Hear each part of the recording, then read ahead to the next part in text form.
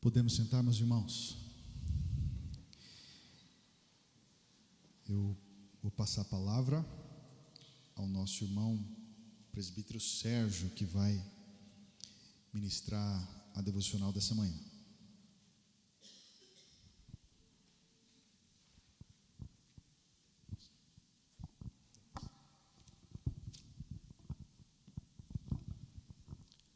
Bom dia, irmãos. Graça e paz a todos. Convido a igreja para abrir no texto de Malaquias, capítulo 4. Nós vamos ler todo o texto, dos versos 1 ao verso 6. Malaquias 4, do verso 1 ao verso 6.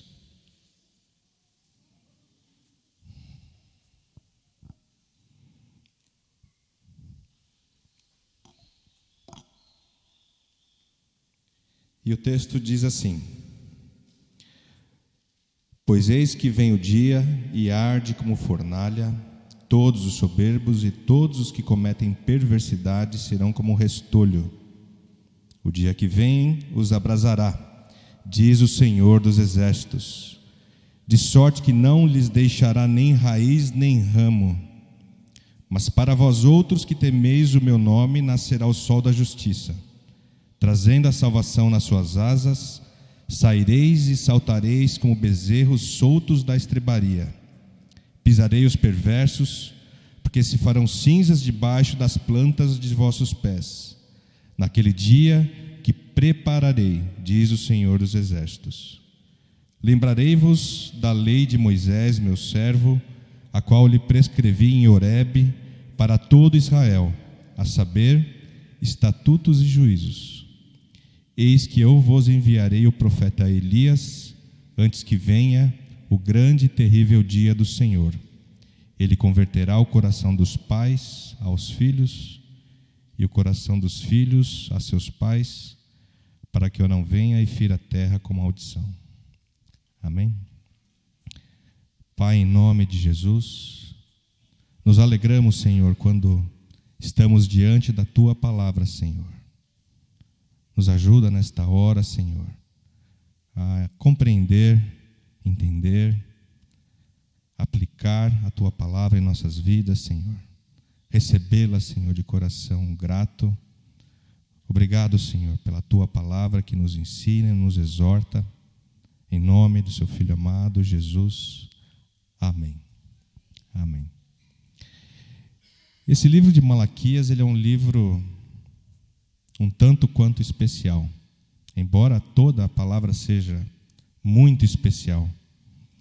Mas o Antigo Testamento, ele é encerrado de uma forma peculiar, porque os livros do Antigo Testamento, eles não necessariamente seguem uma ordem cronológica de tempo.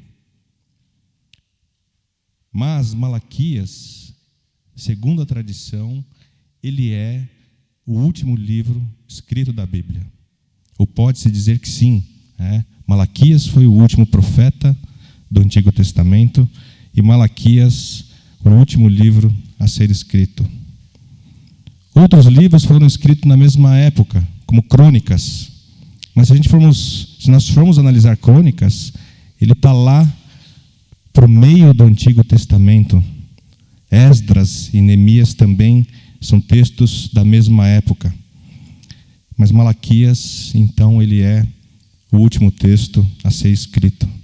E o Senhor, de uma forma muito especial, então ele resume, ele traz qual é o propósito do que vai acontecer, de tudo o que aconteceu até então, o que há de vir nos próximos tempos, nos próximos dias.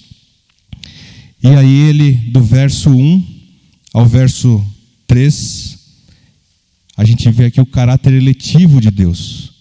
Ele fala daqueles que serão condenados e daqueles que serão salvos. E aí ele declara, sobre a consumação dos séculos, né? Falando de uma variação de tempo. Ele está dizendo algo que vai acontecer ainda.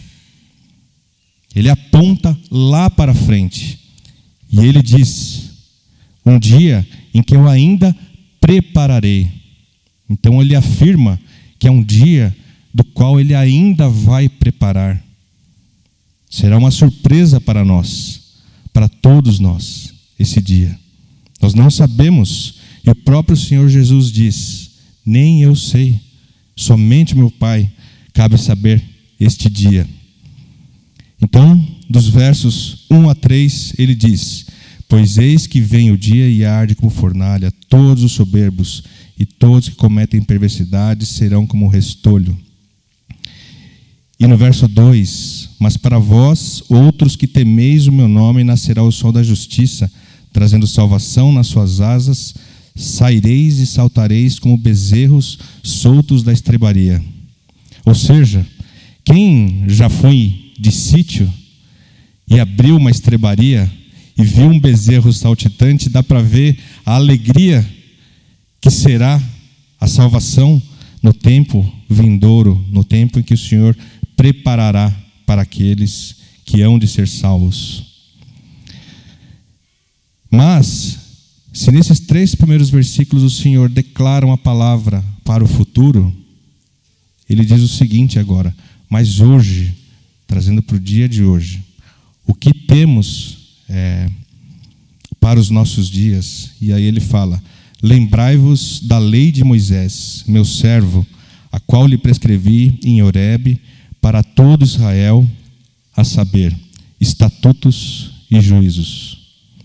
Meus irmãos, o Antigo Testamento ele é marcado por profecias, e a profecia é o encontro de 2 mentes conscientes.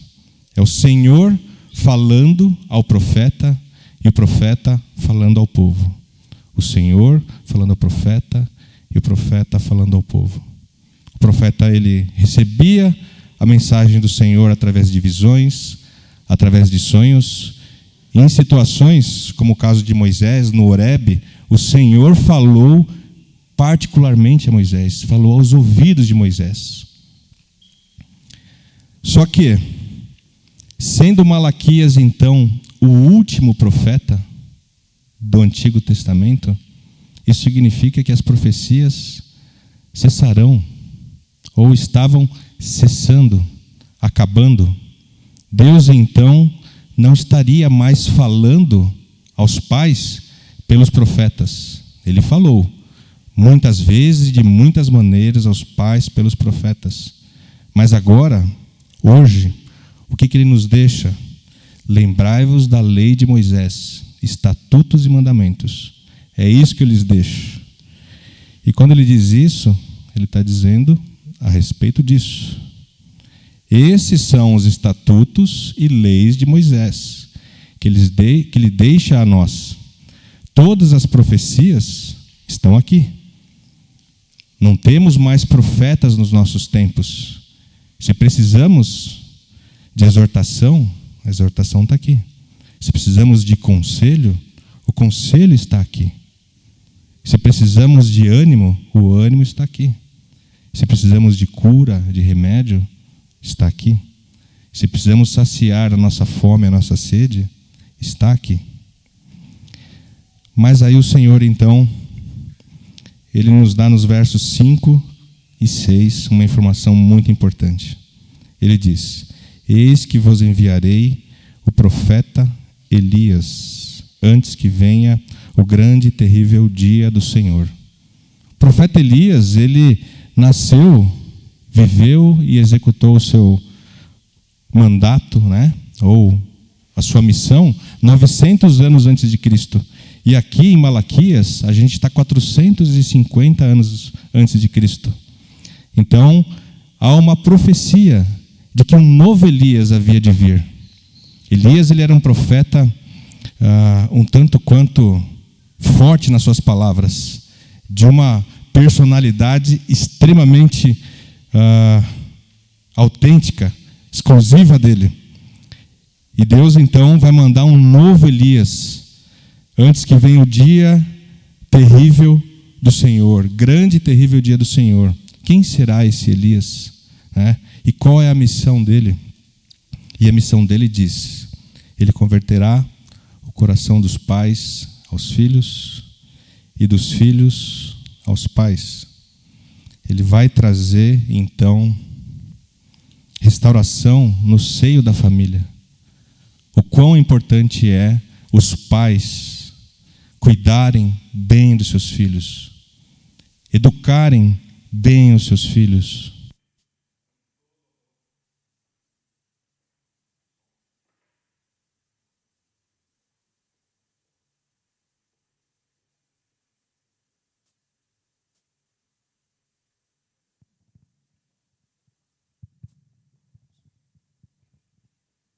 Voltemos.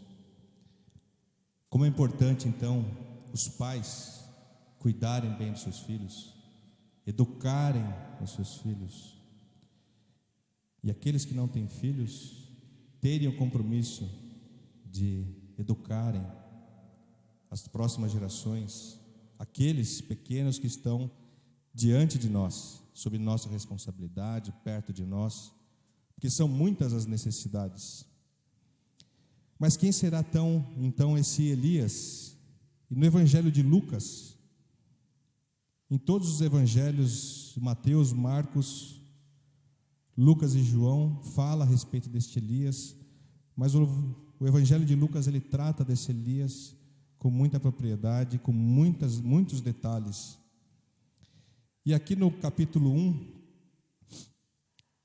no verso 14, diz o seguinte,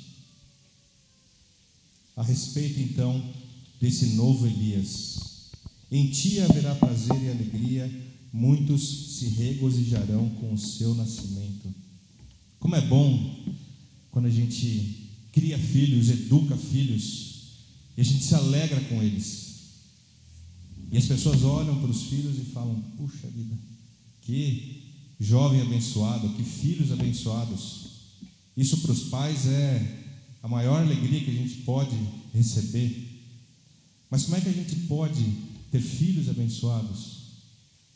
Precisamos ser nós pessoas abençoadas, pessoas que disciplinam os filhos, educam os filhos, mas sempre lembrando de que Deus o faz com amor. Precisamos ser nós exemplos para os nossos filhos, mas sempre em amor. Tudo aquilo que a gente for fazer para eles, por eles, tem que estar besuntado de amor, tem que estar embebido de amor, pois só assim eles não ficarão frustrados, não se sentirão, de certa forma, enganados, porque se eu falo uma coisa para eles, mas ajo de forma diferente, como é que ele recebe isso daí? Como é que os nossos filhos recebem isso? Então a conversão que João está declarando aqui é a conversão dos pais. E a conversão dos pais automaticamente trará a conversão dos filhos. É uma sinergia que há em ambas as situações. E aqui nesse texto está falando de João Batista. Zacarias, pai de João Batista, então ele já era velho, ele já era idoso, não tinha perspectiva mais de ser pai, e aí ele estava então no seu turno de Abias, ele era sacerdote, e durante a ministração no lugar santo, um anjo aparece a ele e fala: Zacarias, você vai ser pai, e ele vai se chamar João, e ele vai trazer muito prazer e alegria, muitos se regozijarão com o seu nascimento, e converterá muitos dos filhos de Israel, versículo 16, ao Senhor seu Deus, e irá diante do Senhor no espírito e poder de Elias, para converter os corações dos pais aos filhos, converter os desobedientes à prudência dos justos, e habilitar para o Senhor um povo preparado. Meus irmãos, esse foi então a missão de Elias. Ele preparou o caminho para o Senhor, como alguém que vai à frente do rei tocando trombetas, preparando, declarando o rei que havia de vir. Essa foi a missão de Elias e ele o fez de forma perfeita. O Senhor Jesus, falando a respeito dele, disse: dos profetas não houve maior, dos nascidos de mulher não houve maior do que João Batista. Mas o menor do reino dos céus é maior do que ele. Ele está se referindo à bênção que nós temos sobre nós de sermos feitos filhos de Deus. João Batista, embora pecador também, ele teve uma missão exemplar. E nós, qual é o merecimento que a gente tem então, de receber tamanha bênção de Deus? E o Senhor declara que nós que recebemos tamanha bênção de Deus, não sendo merecedores, somos maior do que Ele, pelo tamanho da bênção que recebemos.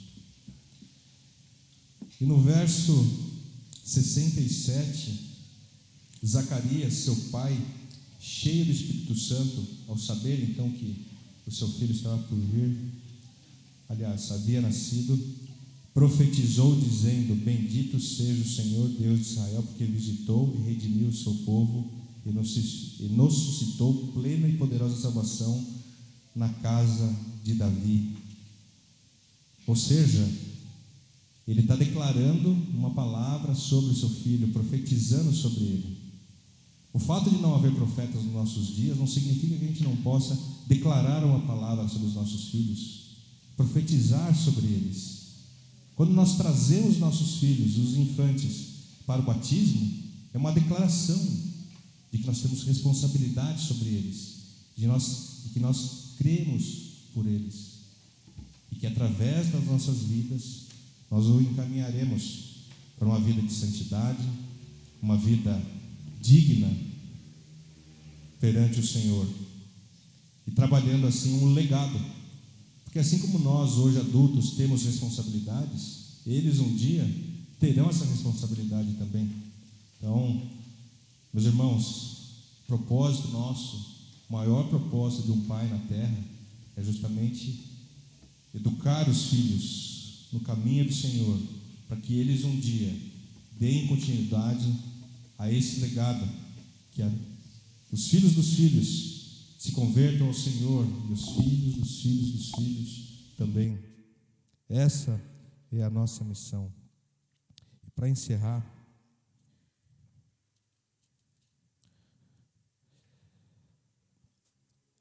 a nossa caminhada ela não vai ser fácil, e não é fácil, bem como a caminhada deles também. Eles vão passar por uma série de dificuldades, e muitas vezes eles ficarão em dúvida, e isso faz parte. O caminho que nós atravessamos em nossas vidas é cheio de espinhos, é cheio de pedras escorregadias, é cheio de dificuldades. E João Batista, até ele teve, em algum momento da vida dele, dúvidas se aquilo que ele estava fazendo estava correto, né? Se aquele a quem ele estava anunciando ou esperando era de fato. No verso 7, ele pergunta, no versículo 19: és tu aquele que estava por vir, ou havemos de esperar outro? Ou seja, as dificuldades elas vão vir, né? Será que eu estou no caminho certo? Será que o que eu estou fazendo, será o que eu estou ouvindo está correto? Mas o Senhor diz para ele: naquela mesma hora curou Jesus muitos de moléstias, flagelos e de espíritos malignos, e deu vistas a muitos cegos. Ou seja, o Senhor vai confirmar todos os dias em que nós nos achegarmos a Ele, Ele vai confirmar que nós estamos no caminho certo, de que os nossos filhos vão passar por dificuldades, mas eles devem permanecer no caminho. E para finalizar, no versículo 7, no capítulo 7, dos versos 24 ao 34, eu não vou ler, mas o Senhor Jesus, ele dá vamos dizer assim, ele diz, né, aos fariseus, àqueles que não criam na palavra dele, né, ele o compara a meninos, a homens, né, que não amadureceram e que não são capazes de entender aquilo que Deus está dizendo a eles, diante dos olhos deles. E nos nossos dias o que nós vemos são muitos adultos com atitudes de meninos, né? Mas o Senhor no verso 35 então ele diz: mas a sabedoria é justificada por todos os seus filhos. Ou seja, vale a pena nós lutarmos pelos nossos filhos, nós nos convertermos por eles, para eles e por nossas vidas também. Pensarmos nas gerações futuras, no legado que havemos de deixar, preparar eles para serem homens e mulheres de Deus e assim serem também eles bênção para as próximas gerações. Amém.